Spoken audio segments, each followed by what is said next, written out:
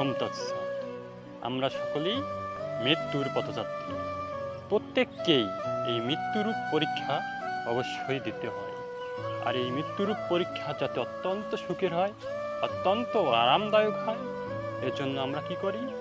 ধর্ম পালন করি, ভগবানকে সন্তুষ্ট করার চেষ্টা করি। এখন শ্রীমদ্ ভগবদ গীতায় ভগবান শ্রীকৃষ্ণ কি বললেন এই ধর্ম সম্পর্কে একটু শুনি। ভগবান শ্রীকৃষ্ণ অর্জুনকে বললেন যে, হে অর্জুন, ধর্ম সুসুখম কর্তুম প্রত্যক্ষ অবগময়ম। যে হে অর্জুন, ধর্ম তো অত্যন্ত সুখের এবং এটা প্রত্যক্ষ অবগমন হবে তোমার। অর্থাৎ তোমরা যে ধর্ম করতেছ, এই ধর্মটা যদি তোমার প্রত্যক্ষ অবগমন না হয়, প্রত্যক্ষ অর্থাৎ বাস্তব ফলশ্রুত যদি না হয়, তাহলে কিন্তু সেটা তোমার ধর্ম হবে না।